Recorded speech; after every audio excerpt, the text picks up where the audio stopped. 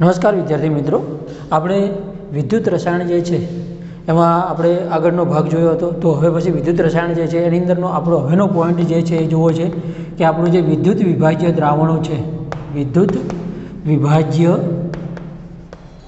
જે દ્રાવણો છે તો એ દ્રાવણોમાં વાહકતા, વિદ્યુત વિભાજ્ય દ્રાવણોમાં વાહકતા કોને આભારી છે મિત્રો, અને આ વાહકતા માટે કયા પરિબળો જવાબદાર છે એ આપણે અહીં જોવું છે.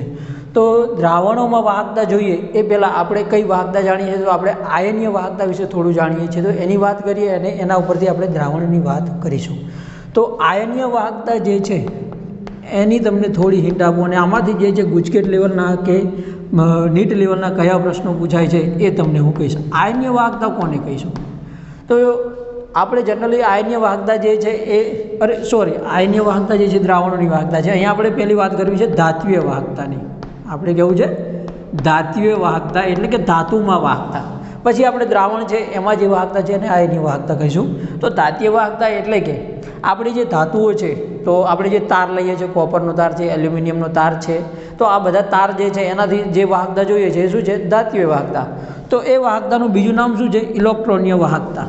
એને ઇલેક્ટ્રોનના આધારે છે એટલે છે, કારણ કે કોઈ પણ ધાતુમાં વાહકતા કોને આભારી છે? એમાં મુક્ત ઇલેક્ટ્રોન જે છે એને, ઇલેક્ટ્રોન તો છે પરંતુ કેવો? મુક્ત ઇલેક્ટ્રોન. તો મુક્ત ઇલેક્ટ્રોન જેટલા હશે એ પ્રમાણમાં એની અંદર વાહકતા હશે, તો એને ઇલેક્ટ્રોનીય વાહકતા પણ કહે છે.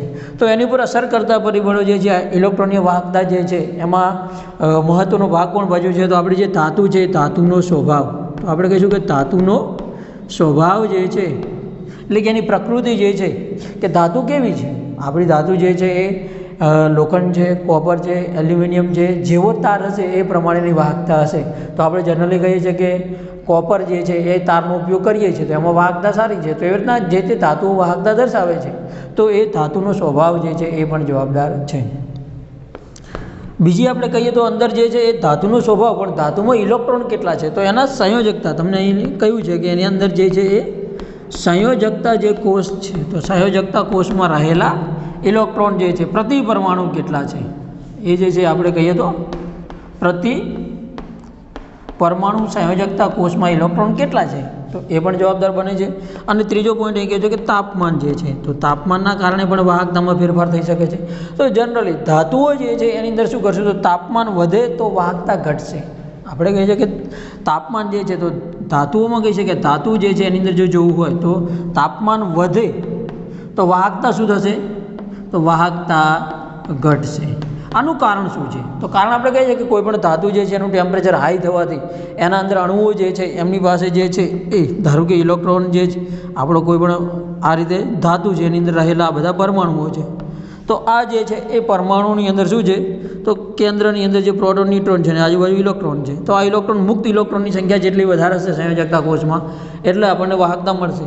અને તાપમાન આપવાના કારણે આ જે છે એની અંદરની શું થાય છે? તો એમની વચ્ચેનું અહીં ટેમ્પરેચરના કારણે આ ઇલેક્ટ્રોનીય વાહકતા જે છે તો એમાં ફેરફાર થશે, અને જેથી કરીને અણુઓ છૂટા પડે છે અને તાપમાનના કારણે એનો જવાનો માર્ગ છે જે ઇલેક્ટ્રોન વહી રહ્યો છે એમાં ફેરફાર થશે. કારણ કે આ આપણો જે છે પરમાણુ નમૂનો જેને આપણે બહાર ઇલેક્ટ્રોન મુક્ત થાય છે. આપણી જે પણ ધાતુ છે, ધારો કે Zn છે, Znમાંથી શું બને છે? Zn+2. એવી રીતના આપણે કોપરમાંથી કોપર+2 બને તો ઇલેક્ટ્રોન શું થતા હોય છે? મુક્ત થતા હોય. તો આ જે સંયોજકતા કોષમાંના ઇલેક્ટ્રોન મુક્ત થયા છે તો એ આપણે એક કર્નલનો ભાગ કહીએ છીએ, તો એના કારણે અહીં શું થશે? ફેરફાર થશે.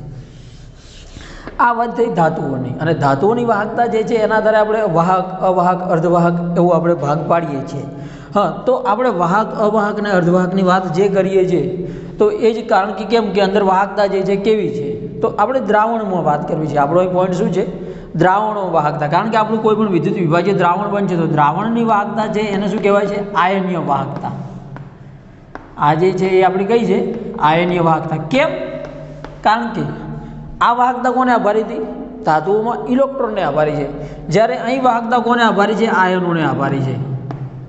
આપણા આયનો, કયા આયનો? તો આપણે જે ધાતુમય આપણે દ્રાવણ છે. ચલો, તો આપણે ધાતુની પટ્ટીમાં તો સીધું જ આ ધાતુની પટ્ટી લીધી અને પટ્ટીની અંદર શું કર્યું? તો આપણે કે એને વહન જે છે એ આપી દીધું.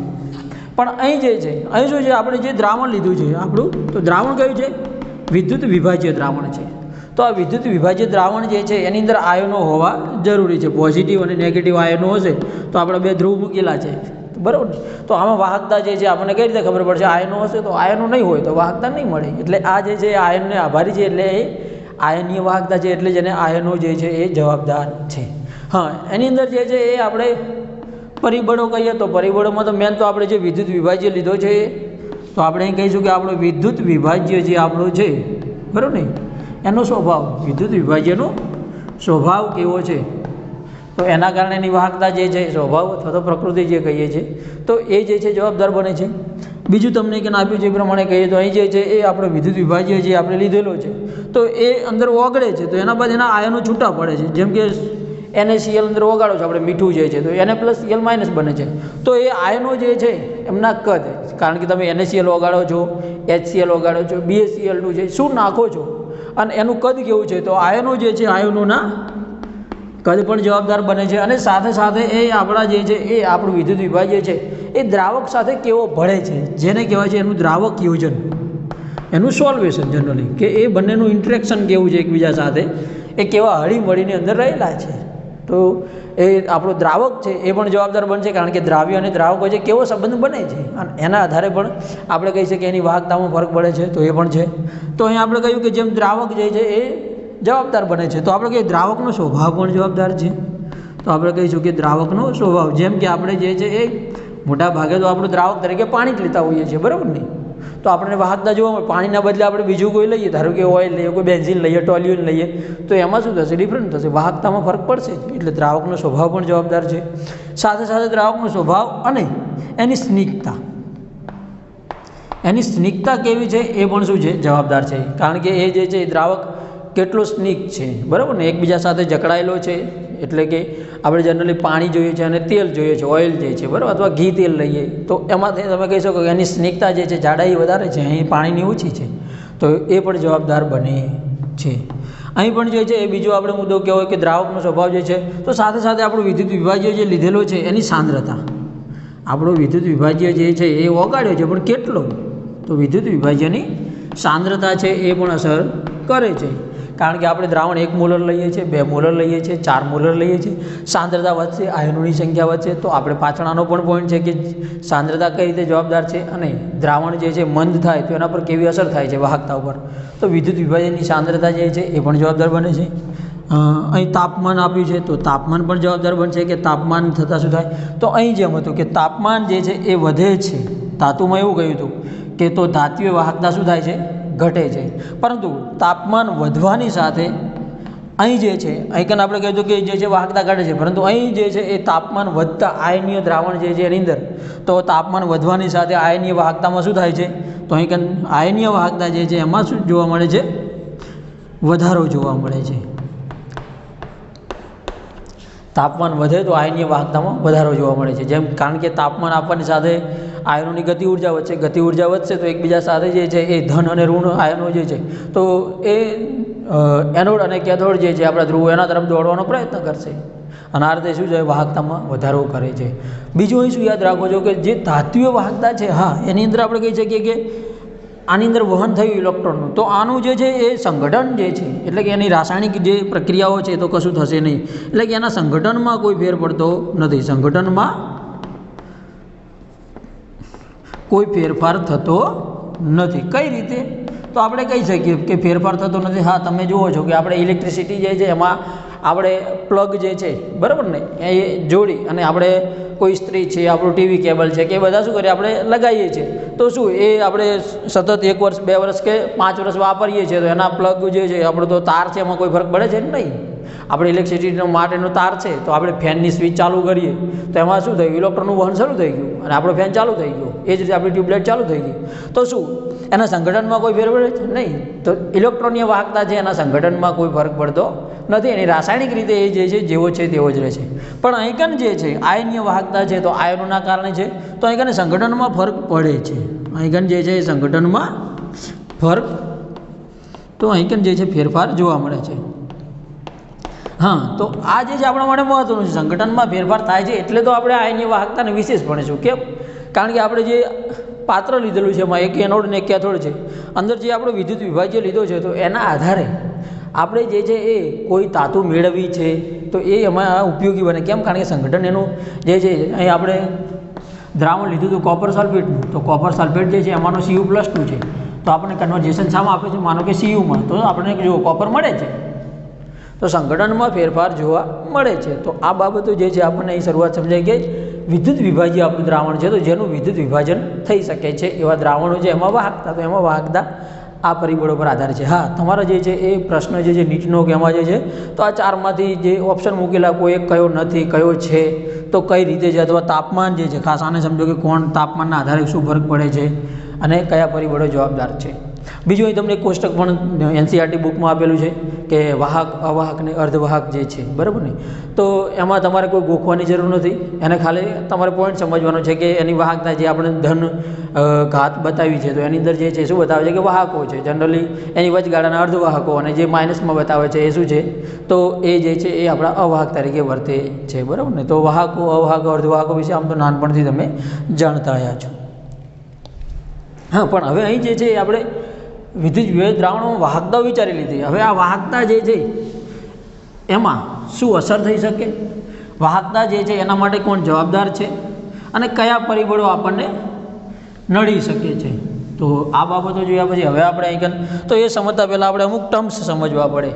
તો અહીં તમને જે આગળ આપેલા છે કે વિદ્યુત વિભાજ્ય દ્રાવણોમાં વાહકતા જે છે, તો એમાં આપણને કંઈ પોઈન્ટ કહ્યું છે અવરોધ. આપણને શું કહ્યું છે કે અવરોધ નડે છે, જે નડે એ અવરોધ. તો અવરોધ જે છે એને શાના તરીકે, આર તરીકે દર્શાવવામાં આવે છે, રેઝિસ્ટન્સ, બરાબર ને. તો રેઝિસ્ટન્સ આર જે છે એ કઈ રીતે માપવામાં આવે છે, તો આર જે છે અહીં જે સૂત્રની ભાષામાં અહીં કહ્યું છે, તો કે આર જે છે એ આપણો તાર જેટલો લાંબો છે, બરાબર ને. તો આપણે જે કહીએ છીએ કે નહીં, તો એના લંબાઈના સમપ્રમાણમાં અને આડ છેદના ક્ષેત્રફળના વ્યસ્ત પ્રમાણમાં અવરોધ હોય છે, બરાબર ને. જેમ જેમ તાર લાંબો એમ અવરોધ વધારે, બરાબર ને. આપણો જે છે એ વિદ્યુત તાર જે છે, તો એ તાર જે છે એને આપણે ગોળમાં હોય છે, બરાબર ને. તો થોડો હું મોટો બતાવું, આ તાર જે છે, તો આ જે છે આપણો તાર જે છે આ રીતનું નળાકારમાં સ્વરૂપમાં હોય છે. તો એની આ જે લંબાઈ છે, તો લંબાઈ જેમ જેમ વધતી જશે એમ અવરોધ શું થશે, વધતા જશે. અને આ જે છે એનું આડ ક્ષેત્રફળ છે ને એ તરીકે બતાવવામાં આવે છે. તો એના વ્યસ્ત પ્રમાણમાં છે એ આડ ક્ષેત્રફળ જેટલું વધારે હશે તો અવરોધ ઓછો હશે. તો આ જે છે એ ફિઝિક્સમાં તમે સૂત્ર જાણો છો. તો આ અવરોધ જે છે આ રીતે મપાય છે.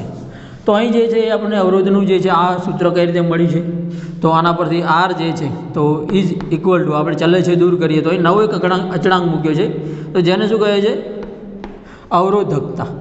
આ જે અચળાંક મૂક્યો છે એને શું કહે છે, અવરોધકતા, રેઝિસ્ટિવિટી, બરાબર ને. તો આ ટર્મ્સ પણ આપણા માટે સમજવાનો મસ્ત સારો એવો છે. તો અવરોધકતા જે છે એ હવે અહીં બીજા આપણને આપે છે, અહીં તમને પ્રશ્ન પણ પૂછાય છે કે આનો એકમ શું છે, તો એકમ પણ યાદ રાખી લો. અહીં નીચે લખું છું 1 by 1. તો એકમ જે છે તો આપણો આર અવરોધનો એકમ શું લેવામાં આવે છે, ઓહમ. અવરોધનો એકમ શું છે, ઓહમ. તો એને ઓહમ તરીકે દર્શાવવામાં આવે છે. આપણો એસઆઈ એકમ જે છે ઓહમને માન્ય આપેલો છે. તો અવરોધ માટે આટલું કહી શકીએ છીએ. હા, બીજો પોઈન્ટ આપણે અહીં જે આવ્યો મેં કહ્યું એમ અવરોધકતા, બરાબર ને. તો અવરોધકતા જે છે એને આપણે ખાસ સમજો, અવરોધકતા માટે આ જે છે, બરાબર ને. હા, આ સિમ્બોલ જે છે એને અવરોધકતા જેને વંચાય છે રહો, એટલે કે રો, બરાબર ને, અને વંચાય છે રો આ રીતે. તો એ અવરોધકતા જે છે એને કઈ રીતે ડિફાઇન કરેલું છે, તો આને બસ તમે અવરોધકતા જે છે એને તમે કરતા બનાવો, બરાબર ને.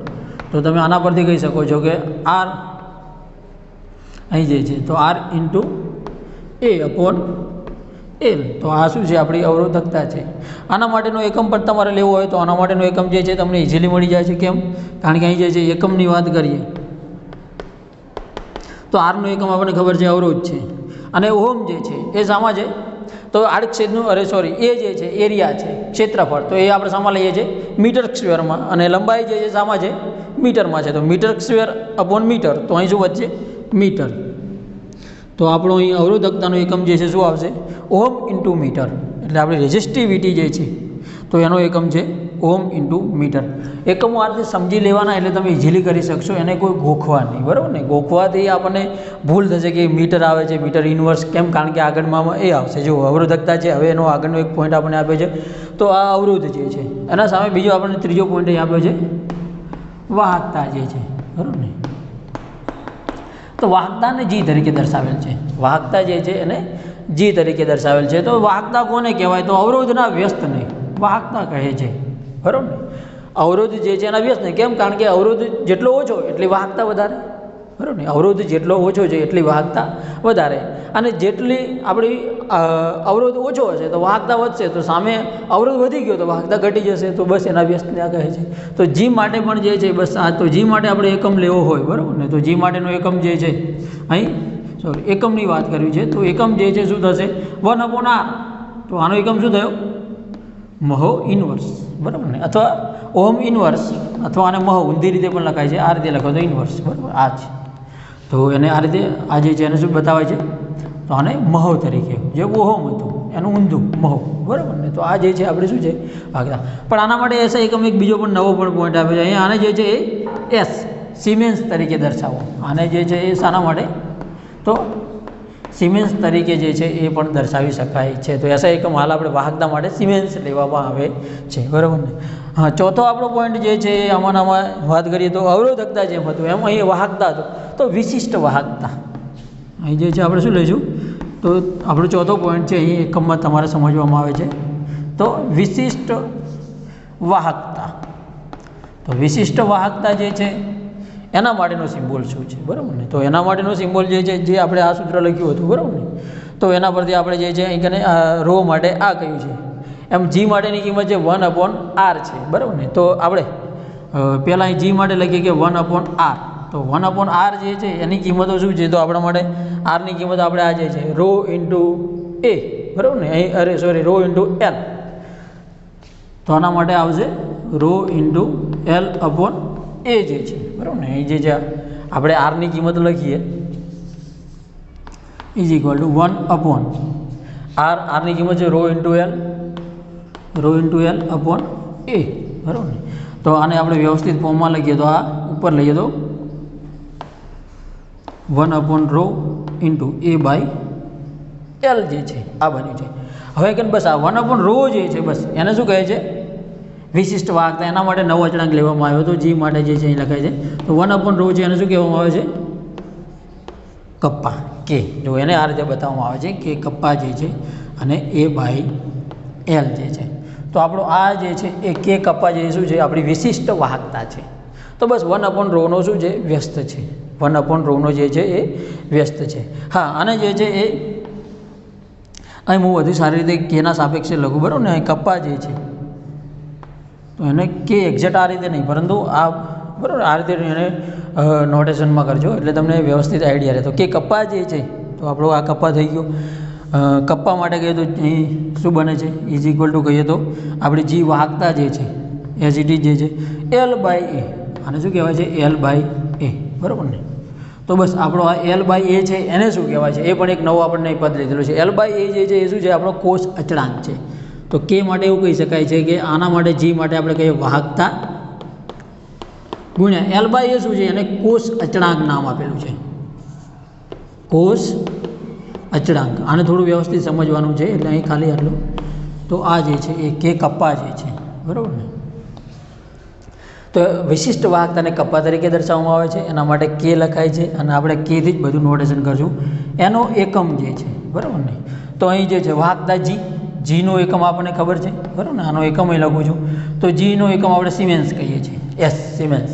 અને L/A જે છે તો L શું છે મીટર, એ મીટરનો સ્ક્વેર એટલે શું આવશે મીટર ઇન્વર્સ. જો આ રીતે કહ્યું ને કહું કંઈક ને એકમો જે છે આ રીતે આવતા જશે.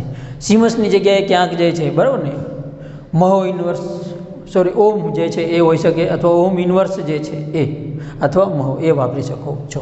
તો આપણા થયા એકમો. અને પણ અહીં જુઓ આપણે આ જે બધું લઈએ છીએ આ એસા એકમાં મીટર છે, પરંતુ તમે ઉપયોગમાં ગણતરીમાં જ્યારે લો છો તો ત્યાં શું હશે સેન્ટીમીટર હશે. કેમ, કારણ કે આપણે અહીં જે વાહકતાને એમાં આપી છે તો એક દ્રાવણ જે છે ભરેલું હશે તો એ આપણું દ્રાવણ એટલું મોટું 1 મીટરનું નહીં હોય, બરાબર ને. એની અંદર જે ધ્રુવો ડૂબાડ્યા છે તો એના આધારે આપણે કહેવાનું છે કે અહીં L અને A કઈ રીતે બતાવે છે. જેમ આપણે ધાત્વીય પદાર્થમાં તો કહેતા હતા કે એની લંબાઈ કેટલી છે અને એનો આર્કનું ક્ષેત્રફળ. તો અહીંયા આપણે ધ્રુવોનું માપ લેવાનું છે કે આપણે એનોડ અને કેથોડ જે મૂકેલા છે એમની વચ્ચેનું અંતર જે છે એ શું છે L છે, અને એ આપણો જે ધ્રુવની સપાટીનું જે છે ક્ષેત્રફળ એ આપણો A બનશે. તો આપણે આનું માપન કઈ રીતે થઈએ, આ બંને જે છે એ ટર્મ્સમાંથી વિશિષ્ટ વાહકતાને આપણે જે છે એ દાખલાઓ ગણવા પણ આનો ઉપયોગ કરશું. વાહકતા ગુણ્યા કોષ અચળાંક કપ્પા જે છે તો આને આપણે કપ્પા તરીકે ઓળખીએ છીએ, બરાબર. તો આ આપણા શું થઈ ગયા છે, આ ટર્મ્સ કે આમાં કોઈનો એકમ શું છે કે એ રીતે તમને પ્રશ્ન કરતા હોય છે.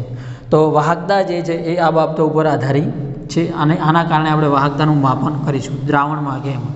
તો જુઓ તમને જે કોષ્ટક આપેલું છે મિત્રો, એ કોષ્ટક જે છે એમાં શું સિમન્સ મીટર ઇનવર્સ જે છે, બરાબર ને, એના જે એકમ એટલે કે કપ્પાના સ્વરૂપમાં આપણે વાહકતા જે છે કઈ માપીએ છીએ, વિશિષ્ટ વાહકતા એસઆઈ યુનિટ્સ જે છે, બરાબર ને, એ તો આપણા જે છે એમાં સિમન્સને લઈ અને આપણે મીટર જે છે એને સેન્ટીમીટરમાં કન્વર્ટ કરીશું. પરંતુ તમારી જે વાહકતાઓ જે છે કે એની ગણતરી દ્રાવણમાં જે કરી છે તો કોના આધારે કરી છે, તો વિશિષ્ટ વાહકતાના આધારે. કેમ IUPACએ કહ્યું કે જે આપણો અવરોધ છે એને અવરોધકતા તરીકે અને વાહકતા જે છે એને વિશિષ્ટ વાહકતા જે છે એ જ પર્યાયને ધ્યાનમાં લેવા. એને કેમ ધ્યાનમાં લેવા, તો એમને જે કોષ અચળાંક આપણે કહ્યું છે L/A જે છે તો એનું મૂલ્ય કંઈક ફિક્સ કરી અને વાહકતા માપવાનું કહે છે, બરાબર ને.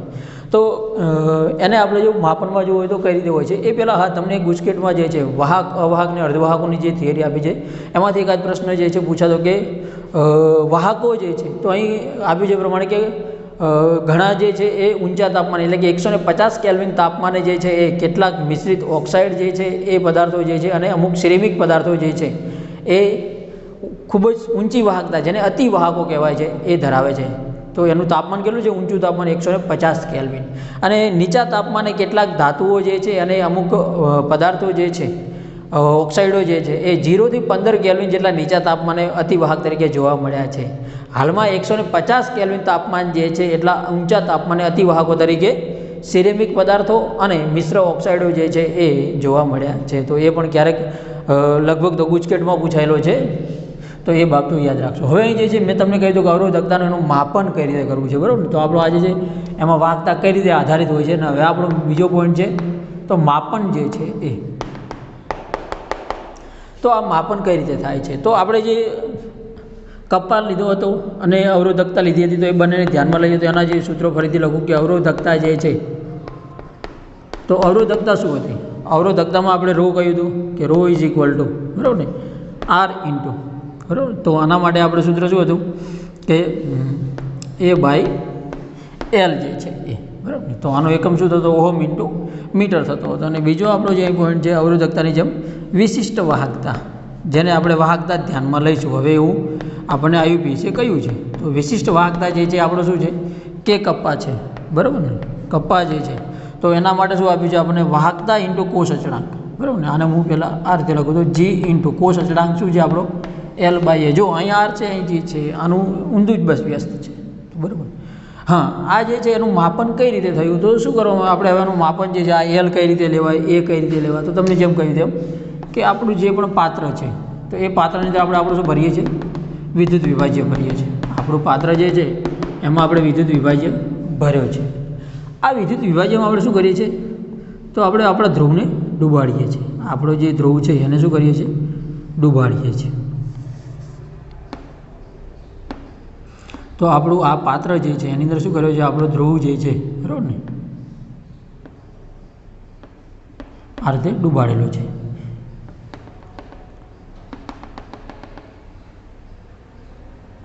તો એ જ રીતે અહીં જે છે એ આપણે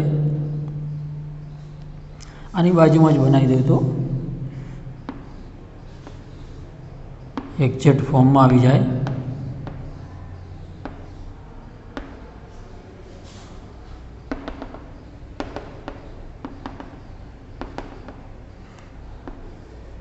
તો અહીં જુઓ આપણા જે છે એ, હા હવે જો હું આ લાઈનોને દૂર કરી દઉં, એક આ જે ક્યુબ બન્યો છે, બરાબર ને. તો બસ અહીં જોઈ શકો છો તમે એ આ રીતે જે છે આપણે શું મૂક્યા છે, એક આપણી આ પટ્ટી છે, ઓકે, અને એક આપણી જે છે ધાતુની આ પટ્ટી છે. તો બસ આ બે આપણા જે છે એ ધ્રુવ છે. તો એકને જે છે આપણે પોઝિટિવ જે છે અને એકને જે છે એ નેગેટિવ માનતા હોઈએ. તો આ રીતના આપણા જે છે એ શું છે, એક એનોડ છે એક કેથોડ છે, કારણ કે એક ઉપર ઓક્સિડેશન થશે એક ઉપર રિડક્શન થશે. તો આ બે જે ધ્રુવો છે તો બસ આ ધ્રુવો જે છે એમના વચ્ચેનું આ અંતર જે છે, એમના વચ્ચેનું અંતર જે છે શું છે, L રાખવામાં આવે છે, એને L કહે છે. અને એનું આ ક્ષેત્રફળ છે જે આડછેદનું ક્ષેત્રફળ છે લંબાઈ ગુણ્યા પહોળાઈ આપણે કહેતા હોઈએ છીએ, બરાબર ને. તો આ ક્ષેત્રફળ છે કેટલું છે, તો એ છે. તો એ ઇન્ટુ એલ કઈ રીતે લેવામાં આવે છે? હવે તમને કહ્યું કે દ્રાવણોમાં આપણે ધાતુમાં મેં કહ્યું કે સીધો તાર છે તો તાર કેટલો લાંબો છે અને એ કેટલો નળાકારમાં છે, તો એ આપણે એને એ લઈએ. દ્રાવણમાં કઈ રીતે છે? તો દ્રાવણમાં આપણે જે ધ્રુવ લીધેલો છે એનું ક્ષેત્રફળ કેટલું છે અને એની લેન્થ કેટલી છે, તો આ રીતે એને લેવામાં આવે છે. બસ. હા, હવે એનું માપન કઈ રીતે થાય છે? તો આ જે એ જે છે, ધારો કે તો અહીં કેવું કહ્યું છે કે એને આપણે એવો અહીં ધ્રુવ લઈએ કે એનું જે છે એક ક્ષેત્રફળ ફિક્સ હોય, તો આપણે આ જે છે પટ્ટી 1 સેન્ટીમીટર જે છે, બરાબર ને, લાંબી અને 1 સેન્ટીમીટર પહોળી એટલે કે 1 સેન્ટીમીટર સ્ક્વેર જે છે એની આપણે આ પટ્ટી લઈ લઈએ, 1 સેન્ટીમીટર સ્ક્વેર જે છે. અને લંબાઈ કેટલી રાખીએ? તો એની વચ્ચેનું અંતર પણ કેટલું રાખીએ? 1 સેન્ટીમીટર. એની ગોઠવણી જ આ રીતે કરી દઈએ. તો આ રીતનો ધ્રુવ જો L/A, તો આ એક જે છે તો શું થઈ ગયું? 1 1. તો એટલે જ આપણને અહીં જે ફિક્સ લઈએ છીએ તો આપણો અવરોધ જે છે અવરોધકતા તરીકે જ વર્તશે. એવું અહીં પણ કહે છે L/A જે છે શું થઈ જશે? 1 થઈ જશે. તો આપણી વાહકતા જે છે આપણે શું વિશિષ્ટ વાહકતા છે. એટલે આપણે ધ્રુવ જે માપન માટે લઈએ છીએ એ આવો જ આપવામાં આવે છે. તો આ L/A એનું જે ફિક્સ અંતર છે, બરાબર ને, જે તો આને શું કહેવામાં આવે છે? કોષ અચળાંક. આને શું કહેવાય છે? કોષ અચળાંક જે છે. તો એનો આ રીતે બજારમાં આપણને આ રીતના ધ્રુવો જે છે એ મળતા હોય છે કે જે જનરલી આ રીતે પ્લેટ હોય અને એને આ રીતે જોડવામાં આવતા હોય. અને આની અંદર જે છે આપણો વિદ્યુત વિભાજ્ય જે ભર્યો છે, તો આ અંતર જે છે, હવે જો અહીં ચોરસ જે બને છે, અહીં તમને એક્ઝેક્ટલી જો બતાવું તો અહીં જુઓ, એ અહીંથી જે છે આને જોડવામાં આવે તો આપણે ક્યુબ બની જાય છે. જો અહીંનું જે અંતર છે એને આપણે જોડીએ તો એક આખો ચોરસ બની ગયો. જો આ શું છે? તો આ ચોરસ જે છે કેટલો છે? 1 સેન્ટીમીટર સ્ક્વેર અને એનું એલ જે છે 1 સેન્ટીમીટર. એટલે આપણું જે એરિયા છે અને લંબાઈ છે એ આખું શું છે? તો એ આખું કદ બની ગયું. આપણું શું બની ગયું? કદ, જેને વી કહેવાય છે. વી વોલ્યુમ જે છે. તો આપણું વોલ્યુમ આ બતાવે છે જે કેટલું છે? 1 સેન્ટીમીટર ઘન. 1 સેન્ટીમીટર ઘન. અને 1 સેમી ઘન જે છે એને આપણે કદમાં લઈએ તો એ આપણું શું થશે? 1 ml. તો બસ 1 ml કદ જે છે એની વાહકતા તમે માપી લો. 1 ml ની વાહકતા જે આપણે શું છે? વિશિષ્ટ વાહકતા 1 ml ની માપી લઈએ તો પછી આપણને જે છે આ જે વાહકતા ધારો કે આપણે કેટલા લઈએ છીએ? L/A જે આપણે ફિક્સ કરતા હોય કે કોષ અચળાંક આપણો ફિક્સ છે, તો એની વાહકતા જે છે 1 ml ની છે. 1 ml ની આટલી, તો આપણે 200 ml લઈએ તો એની કેટલી? બસ. તો આ રીતે આપણે ગણી શકીએ છીએ. તો અહીં વાહકતાનું માપન જે છે એ કરવું છે, તો માપન માટે થઈને આપણે શું કરવું પડે છે? તો આ જે છે એ આપણો બજારમાં આ રીતના કન્ડક્ટિવિટી સેલ, જેને શું કહેવાય છે? કન્ડક્ટિવિટી સેલ જે છે. તો આ સેલ આપણો આ રીતે મળે છે અને એ સેલ જે છે એનું આપણે ફિક્સ માપન જે છે એ જોઈ શકીએ છીએ. તો બસ આ 1 સેન્ટીમીટર જે છે એરિયા જે છે, 1 સેન્ટીમીટર ઘનનો એરિયા એટલે કે 1 ml કદ થયું. એને જે કદ રોક્યું છે એની જે વાહકતા છે એ જ આપણે શું બનશે? વિશિષ્ટ વાહકતા. તો આ વાહકતા જે છે એ આ રીતના સેલના આધારે માપી શકાય છે. હા, આ જે છે એ સેલ જે છે એ આપણા એક્ઝેક્ટલી જે છે એનો અવરોધ કઈ રીતે માપી શકાય છે? તો એનો અવરોધ માપવા માટે થઈને વ્હિસ્ટન બ્રિજ સર્કિટ જે છે એનો ઉપયોગ કરવામાં આવે છે. કઈ રીતે? ધારો કે આ જે છે સેલ આખો મેં ફિક્સ કરી નાખ્યો છે. આ સેલ જે છે એને હું શું કરું છું? તો એની આજુબાજુ આ રીતનું ઉષ્મા અવરોધક પાત્ર લગાવી દઉં, જેથી કરીને શું થશે? તો આ જે છે સેલની અંદર ઉષ્માની આપલે થઈ શકશે નહીં. બરાબર. આની સાથે હું શું કરું છું? વ્હિસ્ટન બ્રિજ સર્કિટ જે છે, બરાબર ને, તો વ્હિસ્ટન બ્રિજ સર્કિટ જે છે કઈ રીતે વર્ક કરે છે? તો એ જનરલી આપણે આ રીતે એમાં જે છે અહીં હું અવરોધ મૂકી દઉં છું. તો આ જે છે અવરોધ,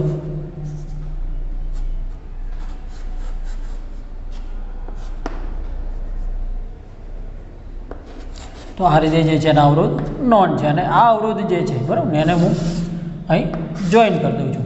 તો બસ આ જે છે મારી સર્કિટ છે એને એક બેટરી સાથે જોઈન કરી દઉં. અહીં જે કરંટ આપ્યો છે કયો મેં આપ્યો છે? AC current, alternative. કેમ? કારણ કે જે છે અહીં આપણે આ જે છે અહીં કે આપણે આ ધારો કે આને હું કહું છું R1 અવરોધ, આ આપણો R2 અવરોધ છે અને આ જે છે R4 છે અને આ આપણો અવરોધ R3 છે. બરાબર ને. આ અવરોધ જે છે એને આપણે શું કહીશું? R3 આપણે જાણતા નથી, પણ આપણે એની વચ્ચે અહીં શું કર્યું છે? આમની વચ્ચે આપણે જે છે ગેલ્વેનોમીટર જોડી અને આપણે શું કરશું?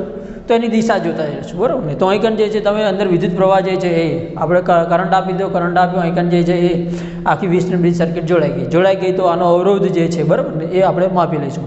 અવરોધ કઈ રીતે મળશે? તો અહીં જે છે એ આપણે એનોડ અને કેથોડ અંદરનું જે દ્રાવણ છે, અંદરના જે આપણે વિદ્યુત વિભાજ્યો જે છે એ ધન અને ઋણ તરફ આકર્ષિત થશે. આપણા આયનો જે છે, ધન આયનો છે એ ઋણ ધ્રુવ તરફ અને ઋણ આયનો છે એ ધન ધ્રુવ તરફ આકર્ષિત થશે અને તે અહીં આપણને શું આપશે? ગેલ્વોમીટરમાં દિશા બતાવતી હશે. હવે આપણે અલ્ટરનેટિવ કરંટ રાખ્યો છે તો અહીં શું થશે? આપણી નીપજ અટકશે નહીં. થોડી વાર પછી અહીં જે છે ફરીથી જે છે એ આપણા આયનો જે છે કે એનોડ અને કેથોડ પોતે શું થઈ જાય? અલ્ટરનેટિવ કરંટ છે, પોઝિટિવ નેગેટિવ, નેગેટિવ પોઝિટિવ થઈ જશે. એટલે ફરીથી અહીં તો ક્યાં સુધી આ પ્રક્રિયા સંતુલનમાં આવે ત્યાં સુધી ચાલુ રહેશે. અહીં આપણું ગેલ્વોમીટરનું આવર્તન જે છે 0 બતાવે, એનું આવર્તન 0 બતાવે ત્યાં સુધી આ પ્રક્રિયા ચાલી રાખશું. 0 બતાવ્યું એટલે એનો મતલબ કે હવે સંતુલનમાં છે. તો બસ આ સંતુલિત પરિસ્થિતિ. અહીં જે અવરોધ છે આપણો જાણીતો છે, આ પણ જાણીતો છે, આ પણ જાણીતો છે. આ અવરોધને હવે જાણવો છે. તો વેસ્ટર્ન બ્રિજ પ્રમાણે જે છે એનું કે R1/R2 is equal to R3/R4. આ સૂત્રનો તમે ઉપયોગ કરો અને આ અવરોધો આપણે જાણીતા છે, R3 જાણવો છે. તો બસ અહીં જે છે એ R1/R2 into R4 is equal to R3. તો આ રીતે તમને R3નું મૂલ્ય મળી જશે. R3 આપણો શું છે? અવરોધ છે. બસ તો એ અવરોધનો આપણે ઉપયોગ કરશું તો આપણને શું મળી જશે? આપણે અવરોધકતા મળી જશે. બરાબર. તો અથવા તો અહીં જે છે આપણે વેલ્યુ જે છે તો આની અંદર અવરોધકતા મળી ગઈ છે તો આપણે વિશિષ્ટ અવરોધ જે છે કેટલો છે ખબર પડી જશે. તો એના આધારે આપણે કપ્પા કે જે છે, બરાબર ને, આના આધારે આપણે જી મેળવીશું. 1/ આપણું મૂલ્ય આનું શું છે? અહીં જો આપણને આ ખબર છે કપ્પાનું મૂલ્ય, ચલો આના આધારે લઈએ 1/R. કપ્પા મેળવવો છે, વિશિષ્ટ વાહકતા. તો વાહકતાનું માપન કરી દઈએ 1/R. આરનું મૂલ્ય જે છે કે R3 છે આપણા માટે, તો R3. અને એલ અને એ તો આપણે આને પરથી ફિક્સ જ છે, એ આપણો કેટલો છે અને એ કેટલો છે, બરાબર, એલ અને એ. તો બસ આની કિંમત મેળવી અને આપણે વિશિષ્ટ વાહકતા મેળવી શકીએ છીએ. તો આ રીતે આપણે કહ્યું વિદ્યુત વિભાજિત દ્રાવણમાં વાહકતા કોને આભારી છે? તો આપણે કહ્યું કે આયનોને આભારી છે, એના પરિબળો જવાબદાર. અને આ વાહકતા જે છે એની અંદર કયા કયા પદો? તો અવરોધ, અવરોધકતા, વિશિષ્ટ અવરોધ, વાહકતા, વિશિષ્ટ વાહકતા, એના એકમો અને કઈ રીતે માપી શકાય છે. તો આ રીતે માપી શકાય છે આપણે જોઈ શકીએ છીએ. તો આ જે છે હવે એના પરથી આપણે એક્ઝામ્પલ જે છે એ ગણવા માટે આપણે નેક્સ્ટ જોઈશું. અહીંથી આપણે દાખલાઓ ગણી શકીશું. નમસ્કાર, થેન્ક યુ.